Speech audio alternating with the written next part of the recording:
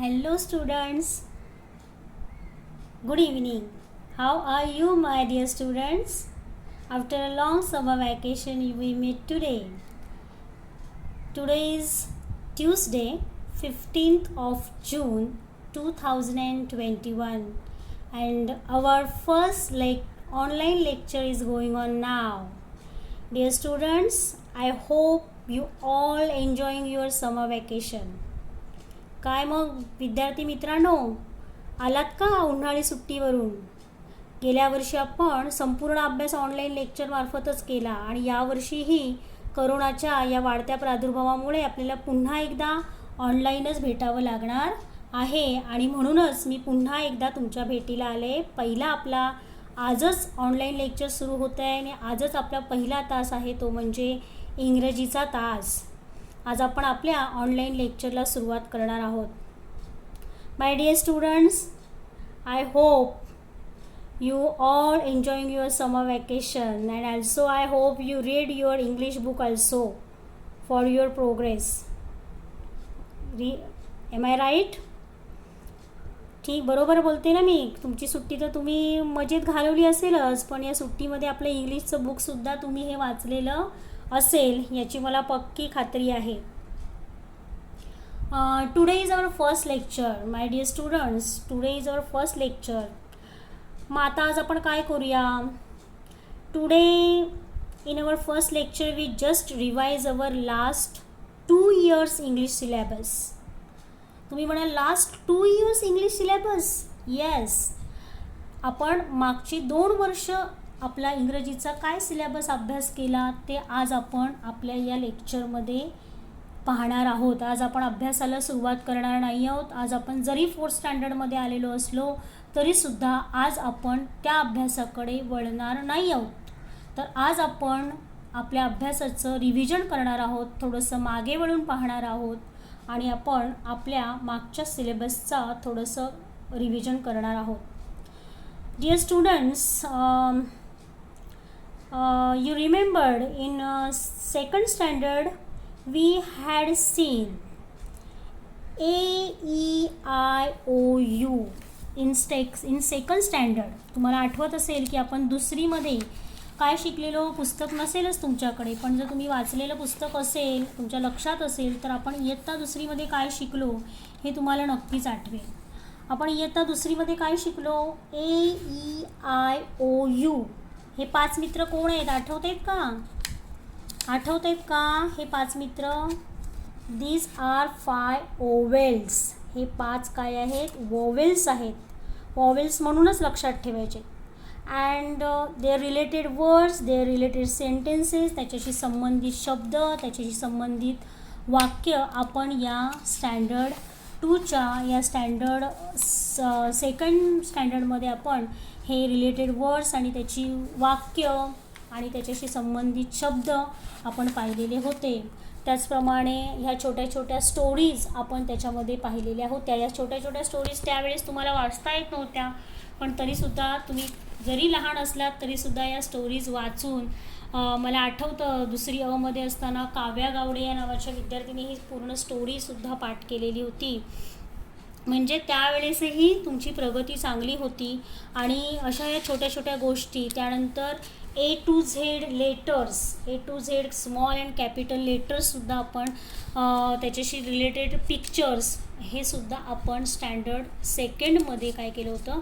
अभ्यासलेलं होतं. तुम्हाला सगळ्यांना आठवत असेल, अतिशय सुंदर असं हे पुस्तक होतं. विविध गेम्स, त्यांची नावं, त्यांच्यानंतर numbers 1 to 50 numbers and their names हे सुद्धा आपण पाहिलेले होते. बरोबर ना? हे छोटा अभ्यास आपण माय इंग्लिश बुक 2 या पुस्तकामध्ये हा सिलेबस आपण पाहिलेला होता. In 3rd standard, when we are in 3rd standard we had seen various rhymes, then 2 letter 3 letter words, action words, sentences related to the actions, opposite words, riddles, stories, sentences reading. हे छोट्या छोट्या गोष्टी, हे छोटे छोटे भाग आपण ह्या संपूर्ण 3रीच्या पुस्तकामध्ये पाहिलेले होते. आठवते ना? कवितासुद्धा अतिशय सुंदर अशा या पुस्तकामध्ये होत्या आणि सुंदर चित्र, कलरफुल चित्र देऊन आपल्याला हा संपूर्ण अभ्यास आपण केलेला आहे. त्या तिसरीच्या पुस्तकामध्ये सुद्धा हे पुन्हा एकदा तुम्हाला नव्याने A to Z लेटर्स, छोटी लिपी, मोठी लिपी, स्मॉल लेटर्स, कॅपिटल लेटर्स तुम्हाला इथे त्यांनी सुंदर अशा पद्धतीने कलरफुल अशी तुम्हाला काढून दाखवलेली होती. त्यानंतर छोटे छोटे वर्ड्स तुम्हाला होते. त्यानंतर काही ॲक्टिव्हिटीज होत्या, बरोबर की नाही. मिक्स पॅनकेक, त्याच्यानंतर बनाना डिलाईट. हे जे बनाना डिलाईट होतं हे ही एक प्रॅक्टिकली म्हणजे आपल्याला त्याचं प्रॅक्टिकल करायचं होतं, असेही लेसन्स आपण पाहिलेले होते. त्यानंतर हे जे संपूर्ण पुस्तक आहे, पुस्तक तुम्हाला बऱ्यापैकी आणि चांगल्या पद्धतीने वाचता येत होतं. आता किती तुम्ही वाचन तुमचं ठेवलं आहे हे मी अजूनही तुम्हाला प्रत्यक्ष भेटल्याशिवाय मला सांगता येणार नाही. पण जेव्हा जेव्हा तुम्ही व्हिडिओ पाठवलेले, निदान अ आणि ब वर्गाने जेवढे व्हिडिओ मला पाठवले होते परीक्षांसाठी वगैरे, त्यामध्ये विद्यार्थ्यांचं वाचन बऱ्यापैकी चांगलं होतं. पण ज्यांचं वाचन चांगलं नव्हतं त्यांना मी त्याच वेळेला त्या सूचना मी ऑनलाईन स्पष्ट त्यांना सांगितलेल्या होत्या. क वर्गाची मात्र इंग्लिश या विषयाची अतिशय बोंब आहे, हे पालकांनी जाणून घ्या. जर सुट्टीमध्ये मुलांचा अभ्यास तुम्ही ह्या 2 पुस्तकांचा करून घेतलेला नसेल तर तुमच्यासारखे दुर्दैवी तुम्हीच आहात. या पुस्तकांचं जर वाचन घेतलेलं नसेल तर तुमची मुलं 4थीचा अभ्यास कसा करतील याचा प्रश्न तुमच्या पुढे पडलाच पाहिजे. कारण आता आपण पुढच्या इयत्तेमध्ये आलेलो आहोत, इयत्ता 4थीमध्ये. आणि या इयत्ता 4थीमध्ये येत असताना आपल्या मुलांना काही प्रश्न हे सहजरित्या कोणीही विचारले तर ते सांगता येणं गरजेचं आहे. काही वेळेला काय होतं की फक्त आपले विद्यार्थी शिकतायत आणि पुढे चालले, शिकतायत आणि पुढे चालले, काय त्यांचं म्हणतात ना पुढचं पाठ आणि मागचं सपाट असं करून चालणार नाही. तर विद्यार्थ्यांनी ही पुस्तकंसुद्धा नीट वाचणं गरजेचं आहे. जेव्हा तुम्ही इयत्ता 4थीमध्ये पदार्पण करता आहात त्यावेळेला तुम्हाला काही मी क्वेश्चन्स काढून ठेवलेले आहेत. ते क्वेश्चन्स तरी ॲटलिस्ट तुम्हाला वाचता आले पाहिजेत. आणि ते जर तुम्हाला कोणी क्वेश्चन्स विचारले तर त्याची तुम्हाला पटकन ॲटलिस्ट उत्तर तरी देता आलीच पाहिजेत. अशी मी काही प्रश्न या ठिकाणी एक रिव्हिजन क्वेश्चन्स म्हणून काढून ठेवलेले आहेत. तर ते क्वेश्चन्स आज आपण बघणार आहोत आणि त्याची उत्तरं तुम्ही लिहायची आहेत आणि तुम्ही ती तुमच्या आईवडिलांना बोलून दाखवायची आहेत किंवा पालकांनी ती आपल्या मुलांना विचारायची आहेत आणि त्यांना ती सांगता येतात का ते पाहायचं आहे. आता हे काही पाठांतर करण्यासारखं नाही, तर हे सहज तोंडावर येणारे प्रश्न आहेत. बघा, पहिला क्वेश्चन काय आहे. The question number first is what is your name. What is your name असं कोणी विचारलं तर तुम्हाला समजलं पाहिजे. त्यात परत त्याचा मराठी अर्थ सांगण्याची गरज नाही. म्हणजे तुमचं नाव तुम्हाला सांगता आलं पाहिजे. What is your school name, तुमच्या शाळेचं नाव काय तुम्हाला सहज सांगता आलं पाहिजे. आणि ते सुद्धा पूर्ण. व्हॉट इज युअर नेम म्हटलं तर माय नेम इज साक्षी किंवा माय नेम इज साक्षी सतीश गोसावी असं मी माझं पूर्ण नाव सांगते, तसं तुम्हीसुद्धा पूर्ण नाव सांगायचं आहे. शाळेचं नाव my school name is Sheth Babanrao Maruti Padwal Vidyalaya असं पूर्ण वाक्यात सांगता आलं पाहिजे. In which standard do you study, तू कोणत्या इयत्तेत शिकत आहे. Question number 4 where do you live, तू कुठे राहतोस. Question number 5 which colour do you like, तुला कोणता कलर आवडतो. Question number 6 which vegetable do you like, तुला कोणती भाजी आवडते. Question number 7 which fruit do you like, तुला कोणतं फळ आवडतं.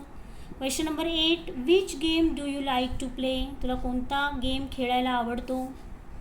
Question number 9 write your best friend's name, तुझ्या बेस्ट फ्रेंडचं नाव सांग. Question number 10 write 5 rhyming words, कोणी तुम्हाला रायमिंग वर्ड्स विचारले तर 5 रायमिंग वर्ड्स पटापट सांगता आले पाहिजे.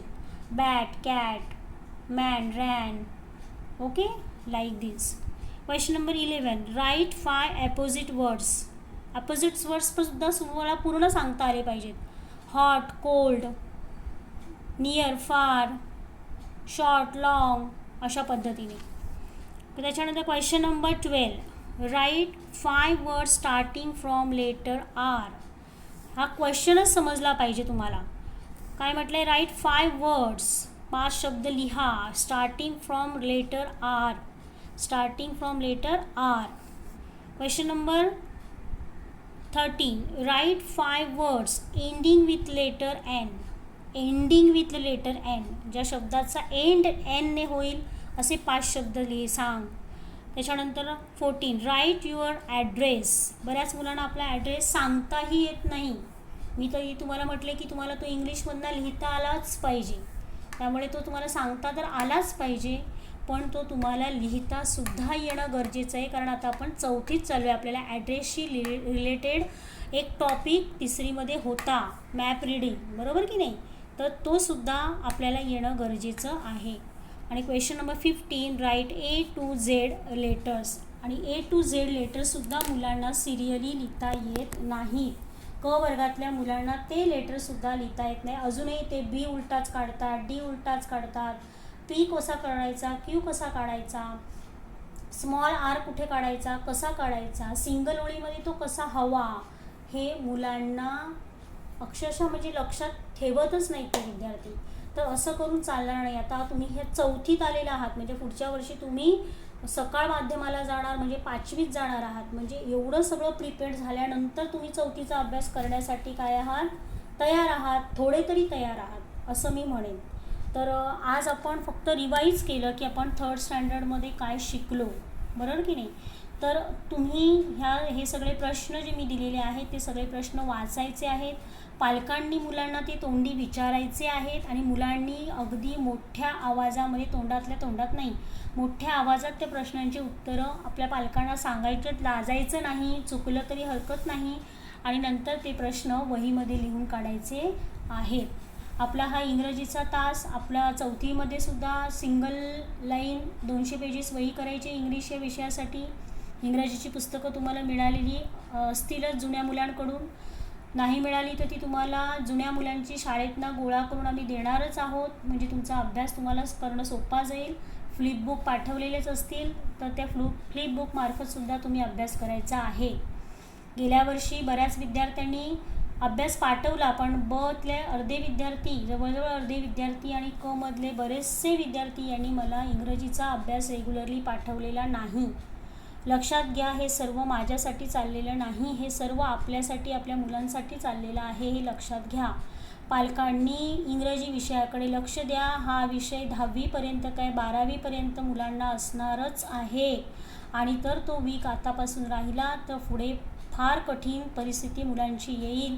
अजूनही वेळ गेलेली नाही. एकदा तुम्ही 5वीत गेलात की अभ्यासाचा आवाका अजून वाढणार आहे. आता तुम्हाला 4थीतच कळेल की इंग्रजी किती कठीण आहे. ते सगळं प्रॅक्टिकली आहे. मी तुम्हाला पुढच्या तासाला 4थीच्या अभ्यासक्रमाची ओळख करून देणार आहे. तुर्तास आजचा हा तास फक्त रिव्हिजनचाच होता. सर्वांनी रिव्हिजन करायचं आहे. घरी इंग्रजी 3रीचं जर पुस्तक असेल तर आज ते पुन्हा प्रत्येक पान चाळा, मधला एखाद दुसरी गोष्ट वाचा, ती तुम्हाला वाचायला जमते का पहा, नुसते खेळू नका. ठीक आहे, सूचना समजल्या असतील. हा अभ्यास करा आणि त्याचा फोटो ग्रुपवर पाठवा.